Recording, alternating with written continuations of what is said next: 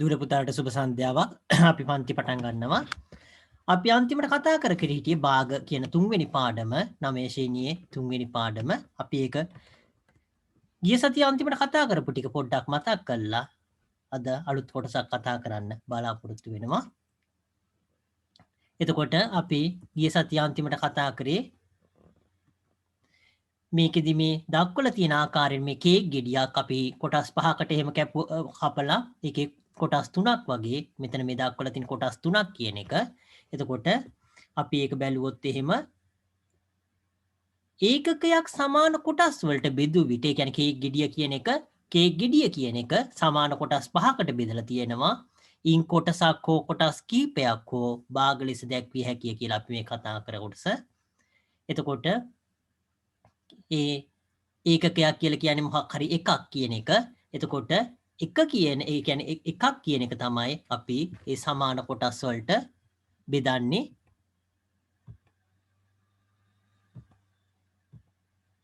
එතකොට එක කියන එක තමයි අපි කොටස් පහකට බෙදලා එතකොට පහෙන් පහ කියන එක තමයි එතකොට එන්නේ කොටස් පහකට බෙදලා එකෙන් පහක් කියන එක තමයි එක කියලා කියන්නේ. එතකොට ඒ අවස්ථාවේදී එතකොට එකෙන් අපි මේ අවස්ථාවේදී කවුරු හරි කොටස් දෙකක් කාලා තියෙනවා. එහෙනම් ඉතුරු වෙන ගාන එතකොට ඉතුරු පහෙන් 3 කියන එක තමයි දක්වන්නේ. එතකොට ඒ කොටස තමයි මෙතන මේ දක්වලා තියෙන්නේ ඒකකයක් සමාන කොටස් වලට බෙදලා ඉන් කොටසක් හෝ කොටස් කීපයක් හෝ භාග ලෙස දැක්විය හැකි කියලා. එතකොට එකෙන් කාපු කොටස මේ අවස්ථාවේ අපි ඉතුරු වෙච්ච කොටස මේකෙදි 5න් 3 කියලා දැක්ුවේ. ඕනනම් අපිට කාපු කොටස 5න් 2 කියලා දක්වන්න පුළුවන්. එහෙම යම් ඒ කියන්නේ කොටසක් ඒ කියන්නේ මේකේ නැති වෙච්ච කොටස හරි තියෙන කොටස හරි අපිට භාගයක් විදියට දක්වන්න පුළුවන්. ඒ වගේම සමූහයකින් යම් කොටසක්ද භාගයක් ලෙස දක්වන්න පුළුවන් කියලා අපි කතා කරා. අපි එතන ඉඳන් අද කතා කරන්න බලාපොරොත්තු වෙනවා. අපි එතන ඉඳන් අද කතා කරන්න බලාපොරොත්තු වෙනවා. මේ කොටස අපි අන්තිමට කතා කරපු ටික අපහු මතක් කරගත්තොත් එහෙම සමූහයකින් යම් කොටසක්ද භාග ලෙස දක්වන්න පුළුවන් කියන එකට අපි උදාහරණ විදියට කතා කරේ. එතකොට ඒකට උදාහරණ විදියට කතා කරේ පිරිමි ළමයි 3 දෙනෙකුයි ගෑනු ළමයි දෙන්නෙකුයි සිටින. ඒ කියන්නේ ළමයි 5 දෙනෙක් ඉන්නවා පන්තියේ. පන්තියේ ළමයි 5 දෙනෙක් ඉන්නවා. ඒ ළමයි 5 දෙනාගෙන් 3 දෙනෙක් එතකොට පිරිමි ළමයි දෙන්නෙක් ගෑනු ළමයි. එතකොට අපි පන්තියේ ඉන්නේ ළමයි 5යි 5 දෙනාගෙන් 3 දෙනෙක් එතකොට පිරිමි ළමයි.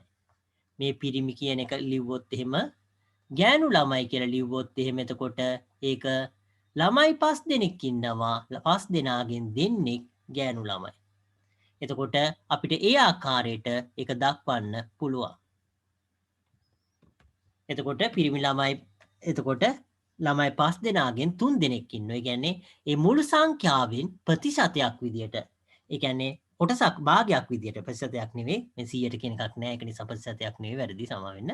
එතකොට මුළු සංඛ්‍යාව 5 දෙනෙක් ඉන්නවා. ඒකෙන් කොටසක් විදියට ඒ කියන්නේ 3 දෙනෙක් විදියට එතකොට අපිට දක්වන්න පුළුවන්. මේකත් එතකොට භාගයක් සංඛ්‍යාවක් වෙනවා මේ කොටසත්. එතකොට මුළු සංඛ්‍යාව 5 දෙනයි ළමයි 5 දෙනෙක් ඉන්නවා. ඒකෙන් ළමයි දෙන්නෙක් ගෑනු ළමයි කියලා. එතකොට මේ මුළු සංඛ්‍යාවෙන් එතකොට කොටසක් විදියට මේ ගෑනු ළමයි කියන එක දැක්වුවොත් එහෙම මේ ආකාරයට 5න් 2 කියලා අපිට දක්වන්න පුළුවන්. එතකොට මෙහිදී මුළු කණ්ඩායමම ඒකකයක් ලෙස සැලකුවොත් එතකොට පිරිමි ළමයි එතකොට 5න් 3ක් ලෙස දක්වන්න පුළුවන්. එතකොට මේක එකතුව කියන එක ගෑනු ළමයි පිරිමි ළමයි කියන එක එක්කහු කරාම මේ දෙක එක්කහු කරාම එක කියලා සංඛ්‍යාව බවට පත් වෙනවා. මොකද එක කාණ්ඩයක් එක කණ්ඩායමක් ඒ කියන්නේ පන්තියේ ඉන්න ළමයි කියන කණ්ඩායම එතකොට එක කණ්ඩායමයි ඒ කණ්ඩායම කොටස් දෙකකට වෙන් කරාම එතකොට පන්තියේ ඉන්න ළමයි කියන කණ්ඩායම ඒ කියන්නේ එක්කහු කරාම පන්තියේ ඉන්න ළමයි කියන ඒ කොටසට හැදෙන්නේ. එතකොට ඒක කොටස් දෙකකට වෙන් කරාම එකක් ගෑනු ළමයි අනිත් පිරිමි ළමයි. එතකොට ගෑනු ළමයි මුළු පන්තියේ ළමයි ගාන 5යි ඒකෙන් දෙන්නෙක් ගෑනු ළමයි. එතකොට මුළු පන්තියේ ළමයි ගාන 5යි ඒකෙන් 3 දෙනෙක් පිරිමි ළමයි.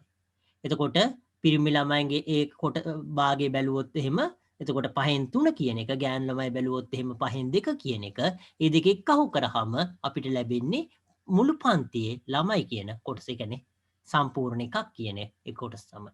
ඒ කියන්නේ පන්තිය දෙක කොටස් වලට බෙදුවේ. එතකොට එක්කහු කරාම එතකොට 1 කියන සංඛ්‍යාව හැදෙනවා.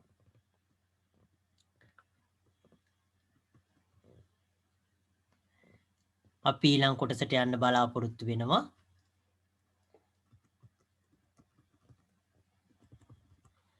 බිඳුවත් එකත් අතර පවතින 4න් 3 2න් 1 3න් 2 වැනි භාග තත්ත්‍ය භාග ලෙස හඳුන්වන බව ඔබ මීට පෙර ඉගෙනගෙන ඇත කියලා දක්වලා තියෙනවා. එතකොට කලින් පන්තියකදී මේක මේ භාගවලදී තත්ත්‍ය භාග කියලා දක්වලා මේක ඉගෙනගෙන තියෙනවා කියලා දක්වලා තියෙනවා. ඒක ආපහු පාරක් දුවලා පුතාලා ලියා ගන්න එක හොඳ වෙයි. තත්ත්‍ය භාග කියලා ලියාගෙන බිඳුවත් එකත් අතර පවතින වැනි භාග කියලා ලියා ගන්න. එතකොට තත්ත්‍ය භාග කියලා ලියාගෙන තත්ත්‍ය භාග කියලා ලියාගෙන එතකොට තත්ත්‍ය භාග කියලා ලියාගෙන එතකොට බිඳුවත් එකත් අතර පවතින 4න් 3 2න් 1 3න් 2 වැනි භාග තත්ත්‍ය භාග කියන්නේ.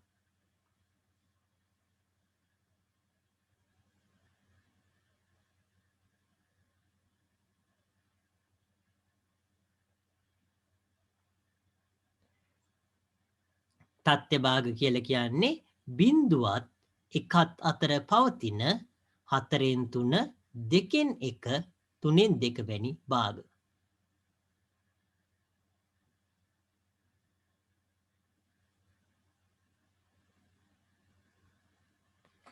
ඊළඟ කොටසට අපි යන්න බලාපොරොත්තු වෙනවා. මිශ්‍ර සංඛ්‍යා හා විෂම සංඛ්‍යා විෂම භාග මිශ්‍ර සංඛ්‍යා හා විෂම භාග පිළිබඳ මතකයේද අවදි කර ගනිමු කියලා දක්වලා තියෙනවා. පහත දැක්වෙන රූපයේ ඇති සමාන වෘත්ත දෙකෙන් එක් රූපයක් සම්පූර්ණයෙන්ුත් අනෙක් කොටස තුනක් අනෙක් සම්පූර්ණයෙන්ුත් අනෙකින් කොටස් තුනකුත් සමාන කොටස් වලට බෙදා අඳුරු කොට ඇත කියලා දක්වලා තියෙනවා. එතකොට මේ අවස්ථාවේදී සම්පූර්ණ වෘත්තයම තියෙනවා. අනිත් එක සමාන කොටස් වලට බෙදපු වෘත්තයෙන් කොටස් තුනක් අඳුරු කරලා තියෙනවා. එක් වෘත්තයක් එක් ඒකකයක් ලෙස සැලකුවහොත් අඳුරු කොට ඇති භාගය වන්නේ එතකොට අඳුරු කරලා තියෙන්නේ එක් වෘත්තයක්. එතකොට ඒක එක කියලා තියෙන්නේ මේක 8න් 3ක් එතකොට අඳුරු කරලා තියෙන. එතකොට මේක අපි කෙටියෙන් ලිව්වහම 1යි 8න් 3 කියලා ලියන්න පුළුවන්. මිශ්‍ර සංඛ්‍යාවක් ලෙස කියන්නේ පූර්ණ සංඛ්‍යාවකුයි භාග සංඛ්‍යාවකුයි මිශ්‍ර වෙලා තියෙන්නේ. ඒක නිසා අපි මේකට මිශ්‍ර සංඛ්‍යාවක් කියනවා. මිශ්‍ර භාග යන්නට මිශ්‍ර සංඛ්‍යා යන්න භාවිතා වෙනවා කියලා දක්වලා තියෙනවා. මෙය 8න් 11 ලෙසද දක්වන්න පුළුවන් විෂම භාග ලෙස දැක්වීමක් කියලා දක්වලා තියෙනවා. මෙම මිශ්‍ර සංඛ්‍යා හා විෂම භාග යන දෙකෙම දක්වා ඇත්තේ වෘත්තයක් ඒකකයක් ලෙස ගැනීමෙන් බව නැවත මතක් කර ගැනීම වැදගත් කියලා දක්වලා තියෙනවා. එතකොට මේ අවස්ථාවේදී අපි ඉගෙන ගන්නේ මිශ්‍ර සංඛ්‍යා කියන එක. මිශ්‍ර සංඛ්‍යා කියලා කියන්නේ භාග සංඛ්‍යාවකුයි පූර්ණ සංඛ්‍යාවකුයි එතකොට එකට දක්වනකොට ඒකට අපි මිශ්‍ර සංඛ්‍යාවක් කියනවා. අපි විෂම භාග කියලා කියන්නේ එය හරයට වඩා ලවය වැඩි. ඒ කියන්නේ සම්පූර්ණ එකක් ඒකේ අන්තර්ගත වෙන එක නිසා තමයි හරයට වඩා ලවය වැඩි වෙන්නේ. ඒ වගේ ඒවට අපි කියනවා විෂම භාග කියලා. අපි මේ කොටස ලියා ගන්න වෙනවා. අපි ඒක පොඩ්ඩක් බලලා ඊළඟ ලියා ගන්න බලනවා. එතකොට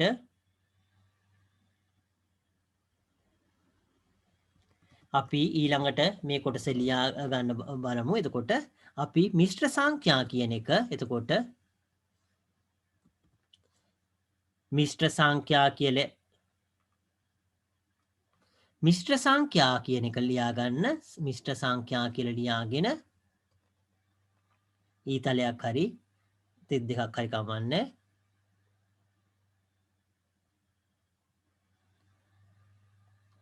ලියා ගන්න පූර්ණ සංඛ්‍යාවක් හා භාග සංඛ්‍යාවක් චුට්ටක් ඉන්න.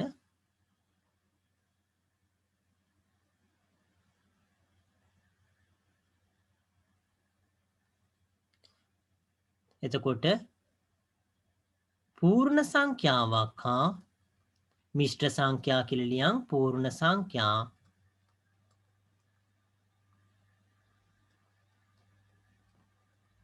හා භාග පූර්ණ සංඛ්‍යාවක් හා භාග සංඛ්‍යාවක් මම මෙහෙන් ලියන්නම්.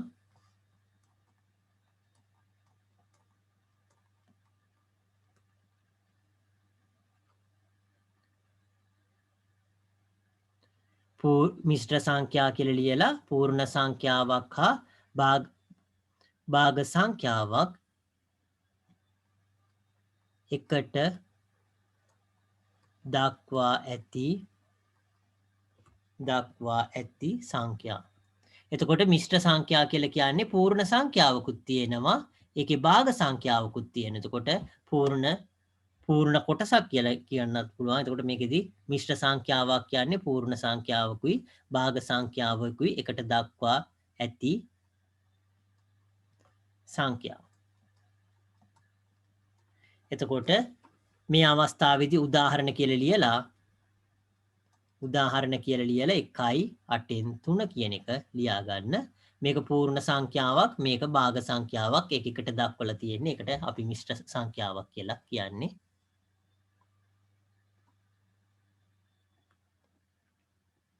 එතකොට මේක මිශ්‍ර භාග කියන එකත් භාවිතා කරනවා කියලා දක්වලා තිනවා. ඒකත් ලියා ගන්න කොහෙන් හරි වරහන් ඇතුළත දාලා හරි වරහනක් හරි එහෙම දාලා මිශ්‍ර භාග කියලා කියනවා කියලා තියෙනවා.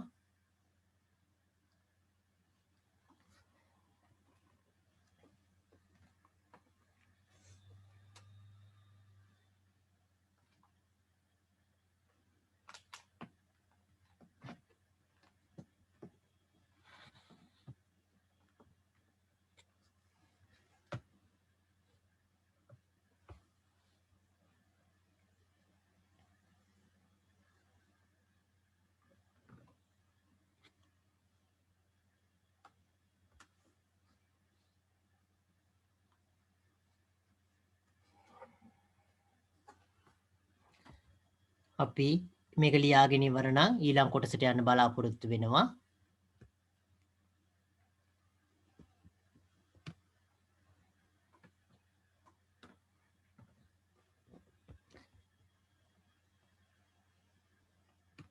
ඊළඟ කොටස විෂම භාග කියන එක ලියා ගන්න ඊළඟට. විෂම භාග කියලා අපි ලියා ගනිමු වෙනම.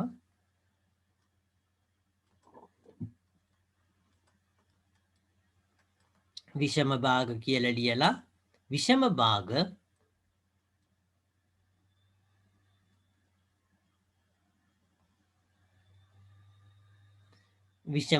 කියලා ලියලා එතකොට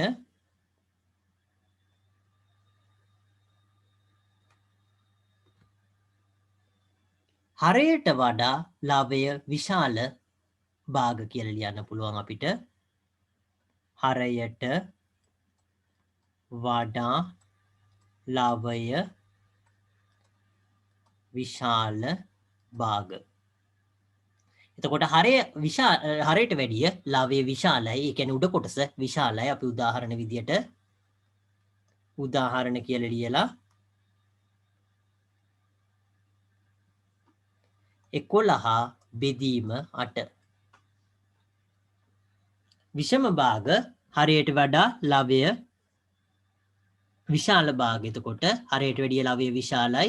ඒකට අපි කියනවා විෂම භාග කියලා. එතකොට ඒකට උදාහරණ 8න් 11.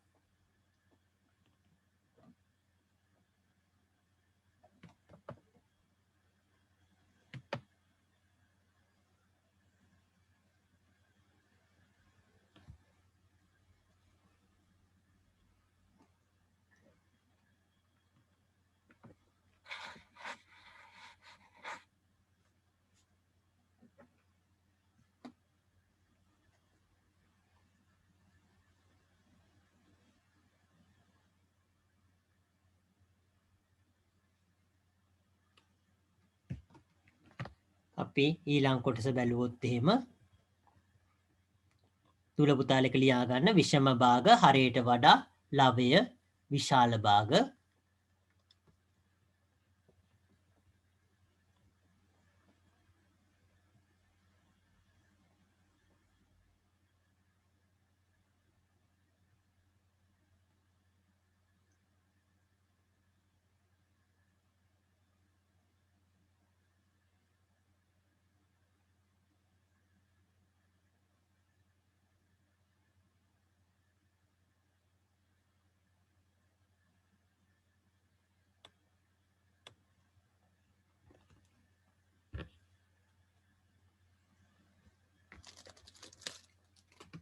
අපි ඊළඟ කොටසට යන්න බලාපොරොත්තු වෙනවා. තාම ලියා ගන්න දුර පුතාලා ඉන්නවා නම් කියන්න. එතකොට විෂම භාග කියන කතා කරේ හරියට වැඩිය ලවය විශාල භාග ගැන අපි කතා කරේ විෂම භාග කියලා.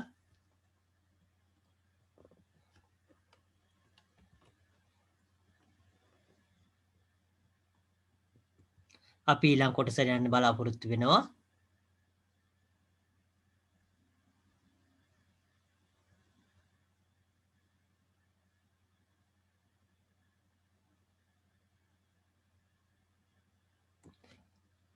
මේකෙදී කලින් ලියාගත්ත අපි හරයට වඩා ලවේ විශාල සංඛ්‍යා කියලා විශාල හෝ සමාන කියලා ලියා ගන්න වෙනවා. මොකද මෙතෙන්දී 3න් 3 5න් 5 එකින් එකත් විෂම භාග ලෙස සැලකෙනවා කියලා තියෙනවා. හරයට වඩා ලවය විශාල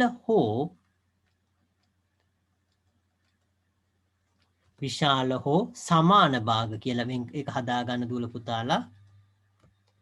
එතකොට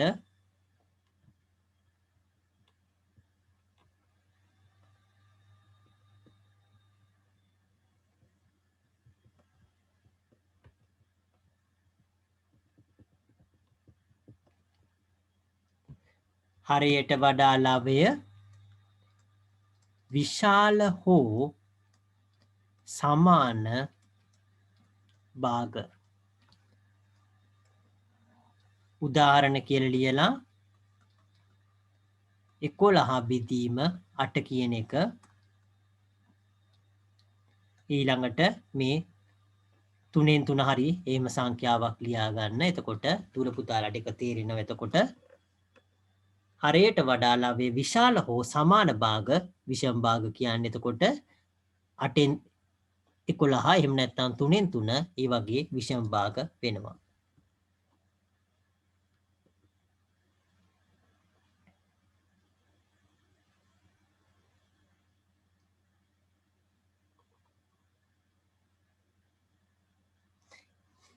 එතකොට අපි මේක ලියාගෙන ඉවර නම් අපි ඊළඟ කොටසට යන්න බලාපොරොත්තු වෙනවා. එතකොට මිශ්‍ර භාග 1/4 3යි 5න් 2 2යි 7න් 3 ඒ වගේ ඒවා මිශ්‍ර සංඛ්‍යා කියලා දක්වලා තියෙනවා. එතකොට අපි විෂම භාග 2න් 3 5න් 8 4න් 11 ඒවා විෂම භාග කීපයක් කියලා දක්වලා තියෙනවා. අපි ඊළඟ කොටස බැලුවොත් එහෙම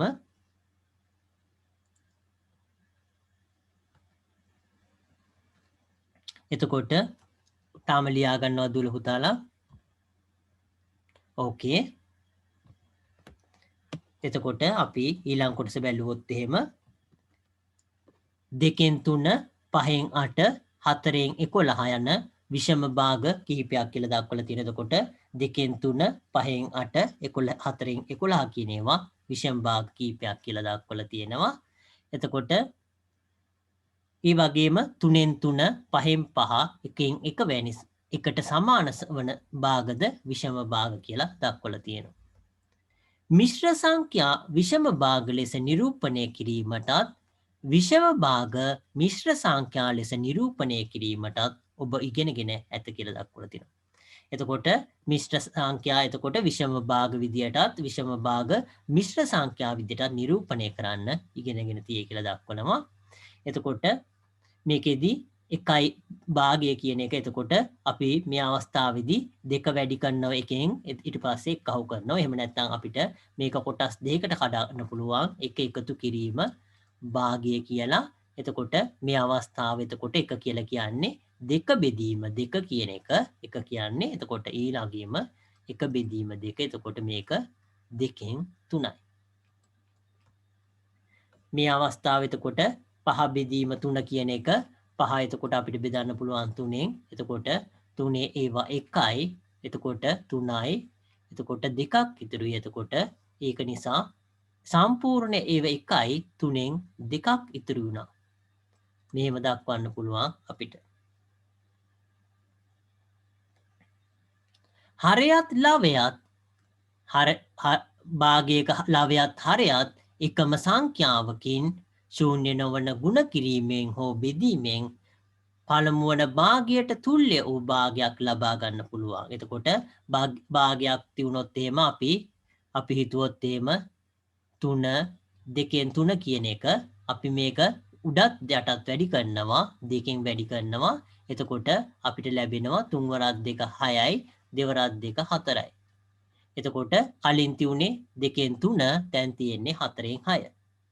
එතකොට භාගයක ලවයයි හරයයි එකම සංඛ්‍යාවකින් එක බිඳුව වෙන්න බෑ. බිඳුවෙන් උඩ යට වැඩි කරන්න බෑ. ඒක හොඳට මතක තියාගන්න දුල පුතාලා. බිඳුව බෙදීම බිඳුව කියන එකක් අපි අර්ථ දක්වන්නේ නැහැ. එතකොට ශූන්‍ය නොවන ගුණ කිරීමෙන් හෝ බෙදීමෙන් පළමුවන භාගයට තුල්‍ය වූ භාගයක් ලබා ගන්න පුළුවන් කියලා දක්වලා තියෙනවා. ඒකට තමයි අපි තුල්‍ය භාග කියන්නේ. අපි ආපහු පල්ලෙහා කොටස බැලුවොත් එහෙම ඒක දක්වලා තියෙනවද කියලා. ඒක දක්වලා නැහැ. ඒක නිසා අපි එකත් ලියා ගනිමු. එතකොට අපි මේ ආකාරයට එතකොට කලින් දැක්වූ විදිහට තුල්‍ය භාග කියලා ලියලා තුල්‍ය භාග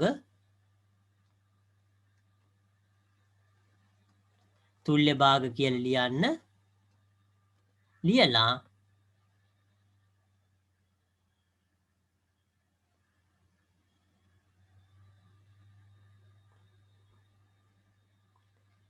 චුට්ටක් ඉන්න තුල්‍ය භාග කියලා මම උඩින් ලියන්න. ඒක ලේසි වෙයි. තුල්‍ය භාග කියලා දුර පුතාලා ලියා ගන්න.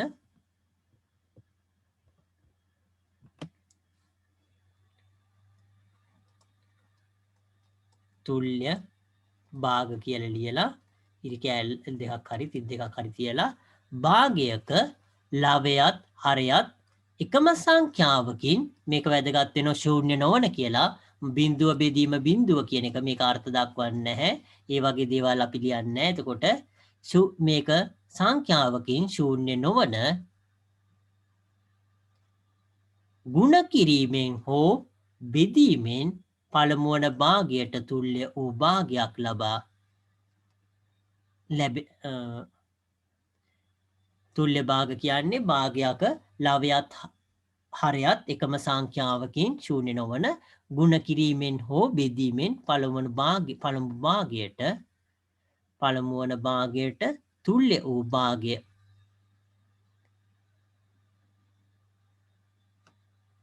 ලැබෙන කියලා ලියාගන්න මෙතනින්.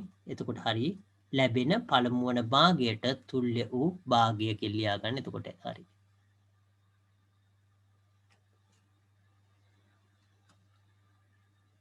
භාගයක ලවයත් හරයත් එකම සංඛ්‍යාවකින් එක ශූන්‍ය වෙන්න බෑ. එතකොට භාගයක ලවයත් හරයත් එකම සංඛ්‍යාවකින් එක් ශූන්‍ය නොවන. එතකොට ගුණ කිරීමෙන් හෝ බෙදීමෙන් ලැබෙන පළමුවන භාගයට තුල්‍ය වූ භාගය. එතකොට පළමුවන භාගයට තුල්‍ය වූ භාගය අපි තුල්‍ය භාග කියලා කියනවා.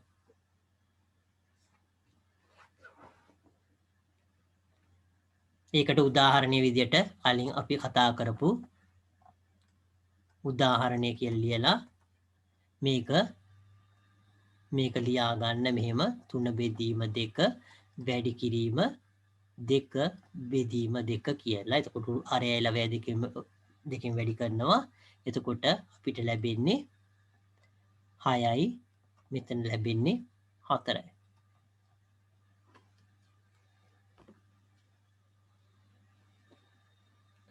මේක ඊතලේ නැතුව සමාන ලකුණු දාගත්තක් කමන්නේ. ඒක සමාන ලකුණු දාගන්න සමාන වෙන නිසා.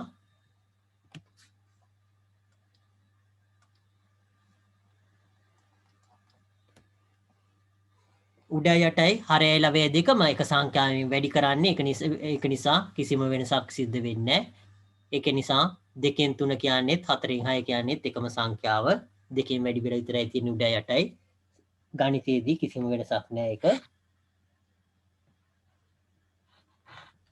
ඒ අගේ කිසිම වෙනසක් නැහැ. නිරූපණය කරලා තියෙන ආකාරය විතරයි වෙනස් වෙලා තියෙන්නේ.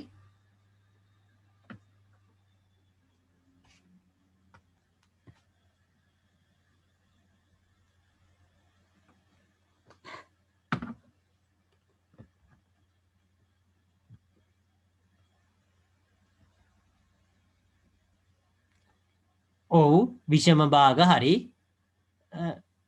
විෂම භාග එක තුල්්‍ය භාග කියලා කියන්නේ මේ 3න් 2ට එතකොට මේ 3න් 2 කියන එකට සමාන භාගයක් මේක 4න් 6 කියන්නේ. එක විෂම භාග එක හරි එක එතකොට ඒ කොටස විෂම භාගයක් එතකොට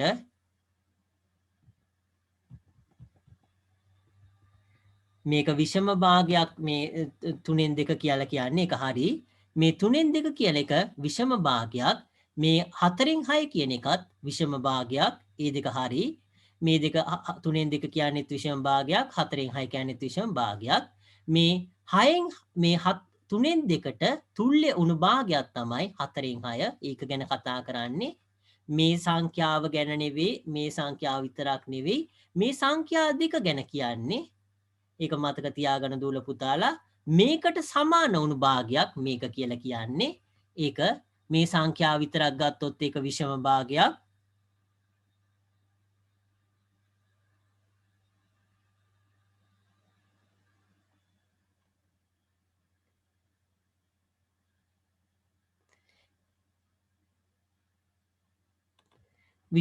විෂම භාගයක් ඒක හරි ඒක මම කලින් කිව්වා වගේ ඒක විෂම භාගයක් එතකොට මේ අවස්ථාවේදී ඒක විෂම භාගයක් ඒක අපිට මේ 2කින් 3 කියන එක අපිට මේ 2කින් 3 කියන එක මේ 4න් 6 කියන එක දෙකම සමානයි එතකොට ඒ මේකෙදි මේ භාගය කියන එක 2කින් 3 කියන එක ඊළඟට 4න් 6 කියන එක දෙපැත්තම එතකොට උඩයි යටයි දෙකම 2කින් වැඩි කරලා තියෙන්නේ මේක විෂම භාගයක් මේකත් විෂම භාගයක් මං කිව්වා වගේ මේක මේ සංඛ්‍යා මේක විෂම භාගයක් මේකත් විෂම භාගයක් එතකොට මේ තුල්්‍ය භාග කියන එක අපි සුළු කිරීමේදී භාවිතා කරනවා අපි මෙහෙම අපි 3න් 2 කියලා මෙහෙම උත්තරයට සාමාන්‍යයෙන් තියන්නේ ඒක හරි ඒක අපි මිශ්‍ර භාගයක් විදියට දක්වන්නේ මෙහෙම ලියලා නමුත් අපි සුළු කරනකොට සමහර වෙලාවට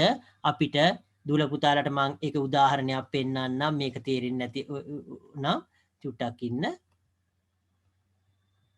එතකොට උදාහරණයක් මම පෙන්නන්නම් අපිට 2කින් 3 කියන එක එකතු කිරීම අපිට 3න් 1 කියලා තියුණොත් එහෙම මේ අවස්ථාවේදී එතකොට අපිට මේක සුළු කරන්න බෑ මේක මොකද හරයයි මේ හරයවන් දෙක වෙනස් එතකොට අපි එතකොට කරන්නේ මොකද්ද මේක තුල්්‍ය භාගයක් කරනවා මේක තුල්්‍ය භාගයක් කරනවා ඒ කියන්නේ මේක 6 කරනවා එතකොට ඒ කියන්නේ 3න් වැඩි කරලා උඩත් 3න් වැඩි කරාම 9 වෙනවා එතකොට මේක තුල්්‍ය භාගයක් මේකේ තුල්්‍ය භාගය තමයි මේක එතකොට මේකත් එහෙමයි මේක 3න් 1 කියලා කියන්නේ එතකොට 6 කරන්න වෙනවා එහෙනම් උඩත් අපි 2කින් වැඩි කරන්න ඕන එතකොට මේ අවස්ථාවේදී එතකොට මේක මේ සංඛ්‍යාව විතරක් ගත්තොත් මේක විෂම භාගයක් මේ සංඛ්‍යාව ගත්තොත් විෂම භාගයක් නමුත් මේ සංඛ්‍යාවයි බැලුවොත් එහෙම සමාන තුල්්‍ය භාග මේකයි මේ සංඛ්‍යාවයි ගත්තොත් එහෙම තුල්්‍ය භාග එතකොට මෙහෙම සුළු කරන්න අපි ඒව තුල්්‍ය භාග කරගෙන තමයි සුළු කරන්න වෙන්නේ අන්තිම උත්තරය අපි එනකොට ඒක අපි මිශ්‍ර භාග විදියට දක්වන්නේ ඒක තේරුණා දුල පුතාලට තේරෙන්නේ නැත්නම් තියෙනවා නම් ආපහු chat එකේ හරි කමන්න ලියන්න තේරෙන්නේ නැහැ කියලා මම ආපහු white board එකේ කියලා දෙන්නම් ඒක මම ආපහු white board එක කියන්න ඒක හොඳ වෙයි මං හිතන්නේ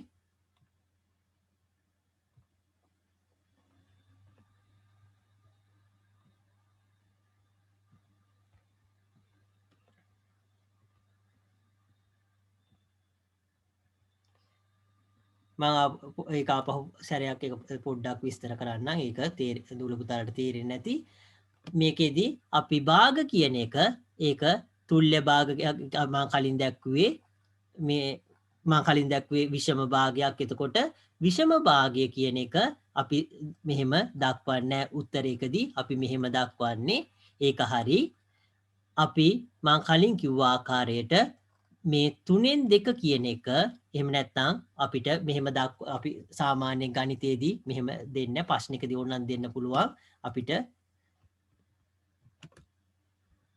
1යි 1 බෙදීම 2 එකතු කිරීම එතකොට 3න් 1 කියලා මේ වගේ ගානක් අපිට හම්බුනොත් එහෙම එතකොට 1යි 2න් 1 එකතු කිරීම 3න් 1 කියලා අපිට සුළු කරන්න බෑ අපි මොකද කරන්නේ මේ සංඛ්‍යාව අපි කරගන්නව මොකද්ද අපි මේ සංඛ්‍යාව මුලින්ම විෂම භාග බවටපත් කරනවා දෙවරක් 1 2 1යි 3යි 3 බෙදීම 2 එකතු කිරීම 1 බෙදීම 3 ඊට පස්සේ අපි මේක පොදු හරය ගන්නවා එතකොට මේ අවස්ථාවේදී 6 කියන එක 6න් එතකොට මේක 3 වරක් 2 6යි 3 වරක් 3 9යි එතකොට අපි කතා කරන්නේ එතකොට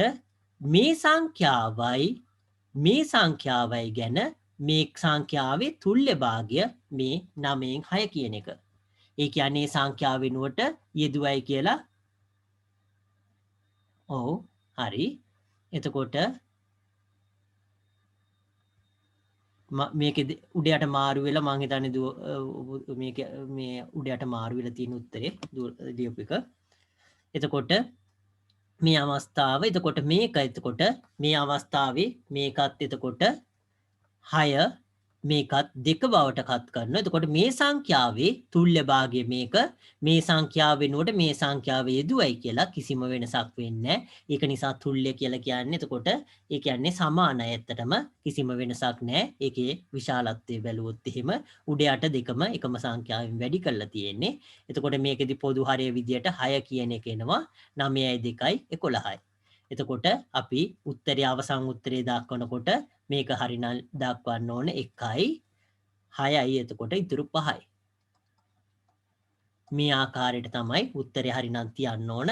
එතකොට මේ සංඛ්‍යාව මේක මිශ්‍ර භාග මිශ්‍ර සංඛ්‍යා එතකොට මේක විෂම සංඛ්‍යා විෂම භාග මේක මිශ්‍ර සංඛ්‍යා මේක විෂම භාග මේකයි බැලුවොත් එහෙම මේක තුල්්‍ය භාග.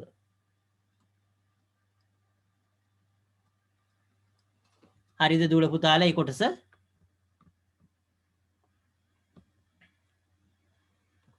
තේරුම් නැත්තම් කියන්න ආපහු විස්තර කරන්න පුළුවන්.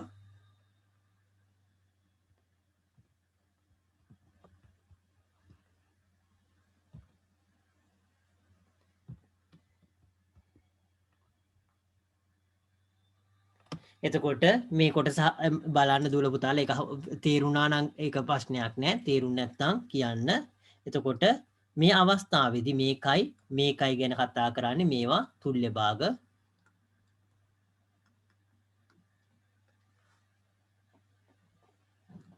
මේ සංඛ්‍යාවට සමාන සංඛ්‍යාවක් ඒක නිසා තුල්්‍ය භාග. අපි මේක විතරක් ගත්තොත් එතකොට මේ කොටස විතරක් ගත්තොත් ඒක විෂම භාග. මේක විතරක් ගත්තත් විෂම භාග මේ දෙක සැසඳුවොත් එහෙම තුල්්‍ය භාග සමානයි කොහොම අගය ඒකයි පෙන්නන ආකාරය විතරයි වෙනස් වෙලා තියෙන්නේ අගය සමානයි ඒක නිසා තමයි තුල්්‍ය භාග කියලා කියන්නේ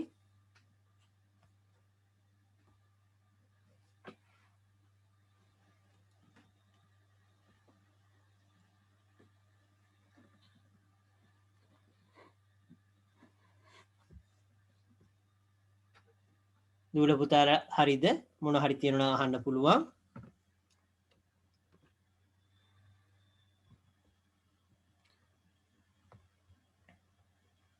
හරි එහෙනම් අපි ඊළඟ කොටසට යන්න බලාපොරොත්තු වෙනවා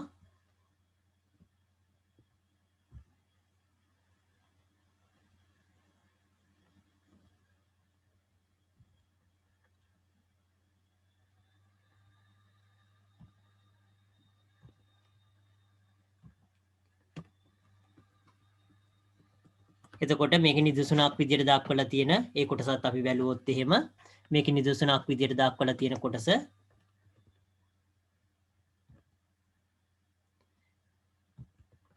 මේකෙදි දක්වලා තියෙන්නේ 5න් 2 කියන එක 5න් 2 කියන එක දක්වලා තියෙන්නේ. එතකොට මේ අවස්ථාවේදී උඩත් දෙකෙන් වැඩි කරනවා යටත් දෙකෙන් වැඩි කරනවා. එතකොට උඩ දෙකෙන් වැඩි කරාම දෙවරක් දෙක 4යි. පල්ලෙහා දෙකෙන් වැඩි කරාම පස්සරක් දෙක 10යි. එතකොට 10න් 4 තමයි එතකොට උත්තරේ වෙන්නේ. ඒ වගේම මේ 10 මේ 5න් 2යි මේ 10න් 4යි කියන එක තුල්්‍ය භාග. මොකද උඩ යටයි දෙකෙන් වැඩි වෙලා විතරයි තියෙන්නේ. මේකෙදි තුල්්‍ය භාග. එතකොට 5න් 2 කියන එක ඊළඟට 10න් 4 කියන්නේ තුල්්‍ය භාග. ඊළඟට අපි දක්වලා තියෙනවා 8න් 12 කියන එක 12න් 8 කියන එක සම වෙන්න 12න් 8 කියලා දක්වලා තියෙනවා. එතකොට අපි 8ත් එතකොට බෙදනවා 4න් බෙදනවා මේකත් බෙදනවා 12ත් බෙදනවා 4න්. එතකොට මේ අවස්ථාවේදී 8 12න් බෙදුවාම එතකොට 2යි 12 4න් බෙදුවාම 3යි. එතකොට දෙක බෙදීම 3 කියන සංඛ්‍යාව තමයි අපිට ලැබෙන්නේ.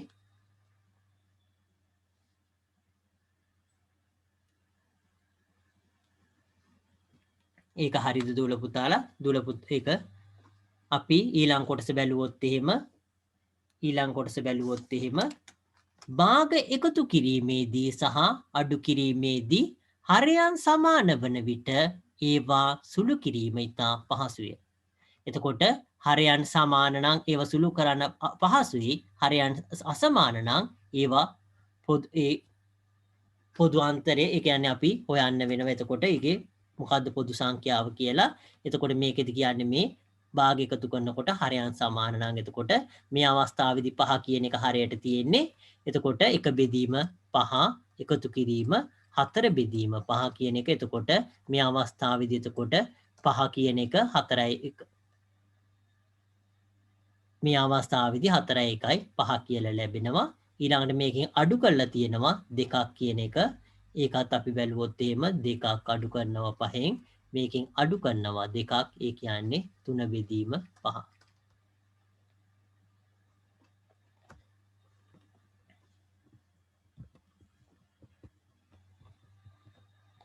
එතකොට 3 බෙදීම 5 කියන සංඛ්‍යාව තමයි එතකොට ලැබෙන්නේ. මෙතනින් ලිව්වොත් එහෙම 3 බෙදීම 5.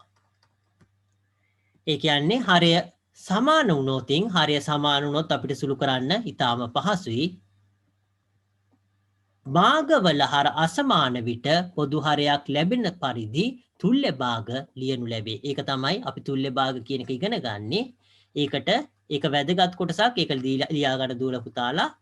භාගවල හර අසමාන විට පොදු හරයක් ලැබෙන තුරු තුල්්‍ය භාග ලියනු ලැබේ. එතකොට පොදු හරයක් ලැබෙනකම් එතකොට අපි මේ අවස්ථාවේදී මේ උදාහරණය අපි බලනවා. එතකොට භාගවල එතකොට හර අසමාන නම් එතකොට පොදු හරයක් ලැබෙනකම් එතකොට තුල්්‍ය භාග ලියනවා. ලියයි කියන එක දාගන්න ලියනු ලැබේ කියන එක.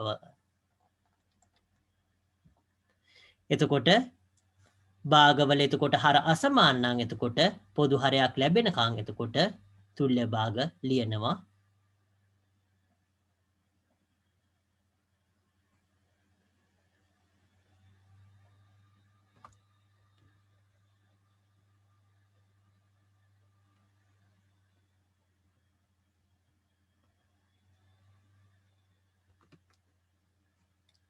භාගවල එතකොට හර අසමාන නම් එතකොට පොදු හරයක් ලැබෙනකම් එතකොට තුල්්‍ය භාග ලියනවා.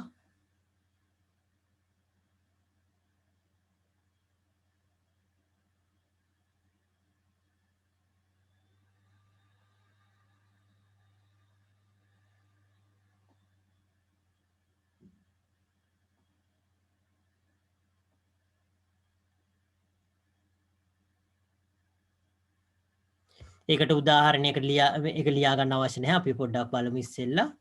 එතකොට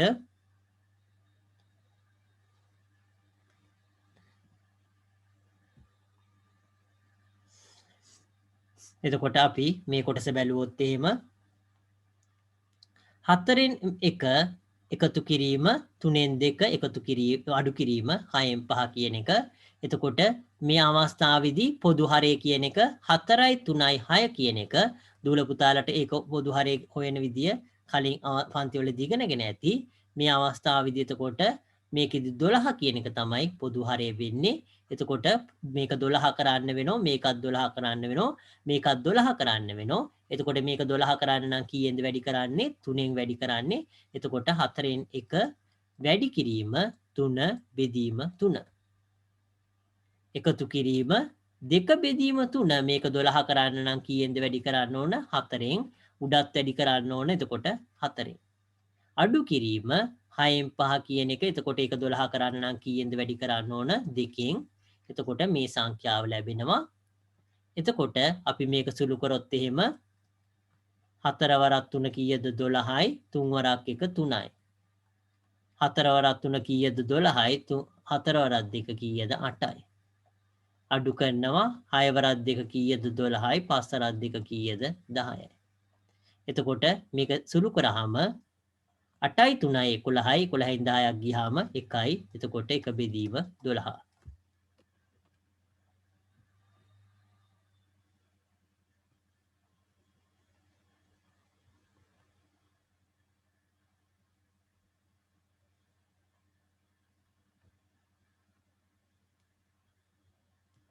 එතකොට ඒ සංඛ්‍යාව එතකොට 1 බෙදීම 12 කියන අගය තමයි අපිට ලැබෙන්නේ.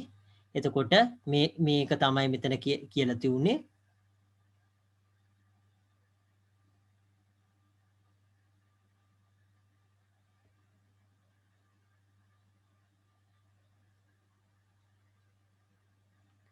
එතකොට මේ කොටස අපි ලියා ගන්න එක වැදගත් වෙයි. මේකේ චුට්ටක් ඉන්න.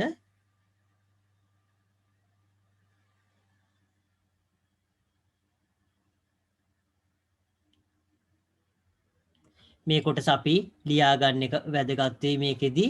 එතකොට මේ අවස්ථාවේදී මේ උදාහරණෙට මේක ලියාගෙන ඒක සුළු කරන ආකාරය දූල පුතාලා ඒක ලියා ගන්න මේ කොටස. ඒක දූල පුතාලා දැනගන්න එක වැදගත් වෙයි. ඒක මොකෝ මේක කාලේ මේ පුරුදු වෙනකොට මේ වගේ ගානක් ආවොත් ඊටාම් පහසුවෙන් සුළු කරන්න පුළුවන්. ඒක නිසා මේ කොටස ලියා ගන්න. 4න් 1 එකතු කිරීම උදාහරණ කියලා ලියලා 4න් 1 එකතු කිරීම 3න් 2 අඩු කිරීම 6න් 5 කියලා ලියන්න. එතකොට ඒක 4න් 1 කියන එක 4 කියන එක 3 කියන එක 6 කියන එකේ පොදු හරය බැලුවොත් එහෙම 12 කියන එක එන්නේ. එතකොට ඒක පොදු හරය කියන එක අපි තාම 9 ශ්‍රේණිය පන්තිය කරන්නේ. 6 ශ්‍රේණිය පන්තිය තව ටිකක් වෙලා තියෙන දූල පුතාලට. එතකොට අපි ඒක බැලුවොත් එහෙම එතකොට පොදු හරය කියන එක එතකොට 12 මේක 4 12 කරන්න නම් කීයෙන්ද වැඩි කරන්න ඕන 3ෙන්. එහෙනම් ඒ සංඛ්‍යාව වෙනස් වෙන්නේ නැති වෙන්න උඩත් එහෙනම් 3ෙන් වැඩි කරන්න ඕනේ. ඒ කියන්නේ 3 බෙදීම 3 කියන්නේ 1යි. එතකොට අපි එකෙන් වැඩි කරා හා සමානයි මේක. එතකොට උඩත් 3ෙන් වැඩි කරනවා. හරයත් ඉලාවයත් දෙකම 3ෙන් වැඩි කරනවා. එතකොට ඊළඟ සංඛ්‍යාව බැලුවොත් එහෙම 3ෙන් 2 කියන එක 3ෙන් 2 කියන එක එතකොට අපි ලවයත් හරයත් දෙකම 4ෙන් වැඩි කරාම හරය 4ෙන් වැඩි කරාම තමයි 12 කියන සංඛ්‍යාව ලැබෙන්නේ. එතකොට ඒක නිසා අපි ලවයත් 4ෙන් වැඩි කරනවා. එතකොට වෙනසක් වෙන්නේ නැති වෙන්න. ඊළඟට 6න් 5 කියන එක ඒ අවස්ථාවේ 12 වෙන්න නම් හරය දෙකකින් වැඩි කරන්න ඕන. එතකොට වෙනසක් වෙන්නේ නැති වෙන්න ලවයත් දෙකකින් වැඩි කරනවා. එතකොට ඒක ප්‍රතිඵලය බැලුවොත් එහෙම 12 කියන එක 12න් 3 එකතු කිරීම 12න් 8 කියන එක මේකෙන් එන්නේ. ඊළඟට අඩු කිරීම 12න් 10 කියන එක. එතකොට 12න් 1 කියන එක තමයි ප්‍රතිඵලය විදියට අපිට ලැබෙන්නේ.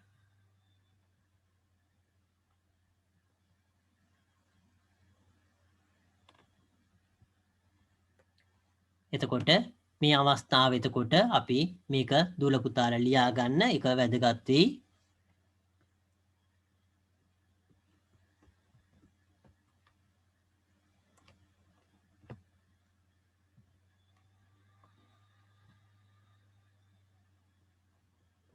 අපි ඊළඟ කොටස බැලුවොත් එහෙම දුවල පුතාලා එක ලියා ගන්න. ලියාගෙන ඉවරනහම අපි ඊළඟ කොටසට යන්න බලාපොරොත්තු වෙනවා.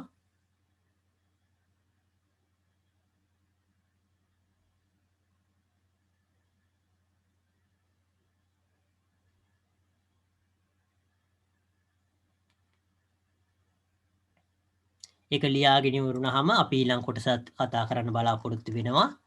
භාග දෙකක් ගුණ කිරීම කියන එක භාග දෙකක් ගුණ කිරීම භාග දෙකක් ගුණ කිරීම කියන එක ලියලා 32ක් හරි ඊතලයක් හරි දාලා දෙකෙන් එකක්. එතකොට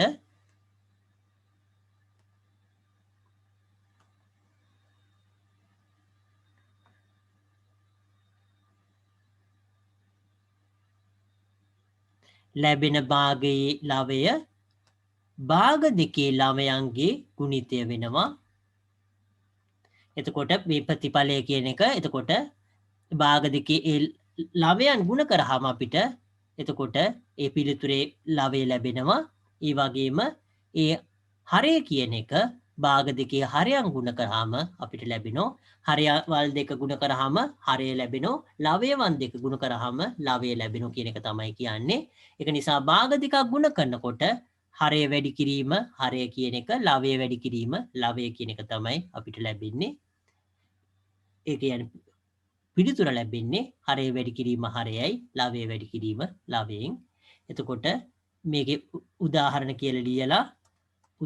කියලා දුල පුතාලා මේ කොටස අපි ඊළඟ කොටස ලියා ගනිමු බලන්න. එතකොට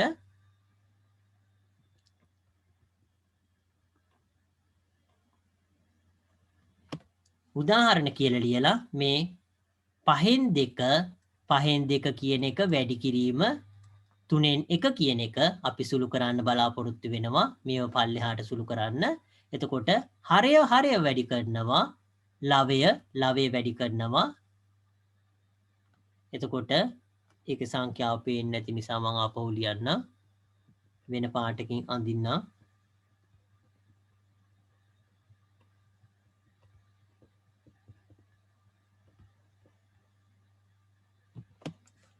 එතකොට මේකෙදි 5න් 2 කියන එක වැඩි කිරීම 1 බෙදීම 3 කියන එක.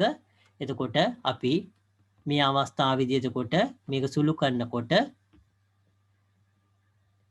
හරය කියන එක වැඩි කරනවා.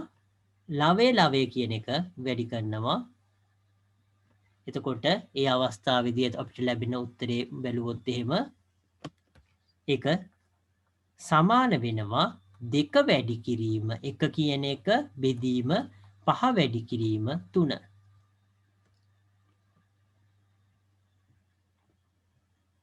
එතකොට දෙවරක් එක කීයද 2යි 5 වරක් 3 කීයද 15යි. එතකොට 15න් 2 කියන එක තමයි අපිට ලැබෙන්නේ මේකෙන්. එතකොට ඒක තමයි උඩ ලියලා තියුනේ. ඒ කොටස තමයි එතන උඩ ලියලා තියුනේ. එතකොට දුල පුතාලට හරයවල් දෙක වැඩි කරාම හරය ලැබෙනවා. ළවයන් දෙක වැඩි ගුණ කරාම ළවය ලැබෙනවා. ඒක තමයි ගුණ කිරීමේදී ලැබෙන්නේ. ඒක තමයි මේ කොටසේ මේ ලියලා තියුනේ. ඒක මතක තියාගන්න. මේ ටික ලියාගෙන අපි පාඩම මෙතනින් අදට නතර කරන්න බලාපොරොත්තු වෙනවා.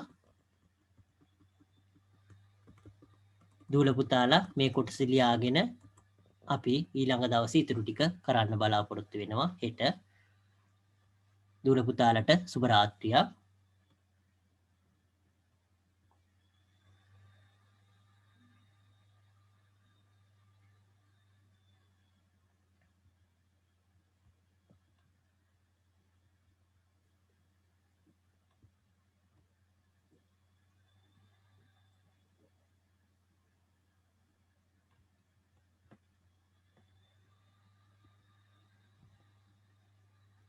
Okay, good night පුතා. සුබ රාත්‍රියක් සර්.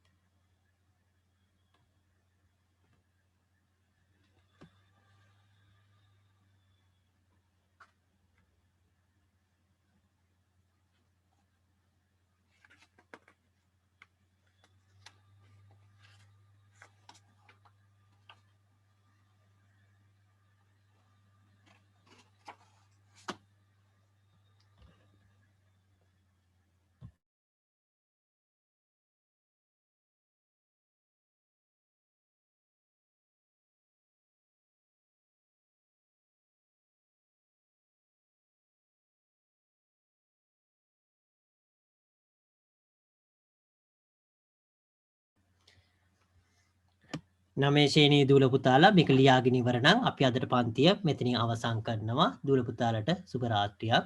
ලියාගෙන ඉවර දූල පුතාලා ලොග් අවුට් වෙන්න. ඒක ප්‍රශ්නයක් නෑ.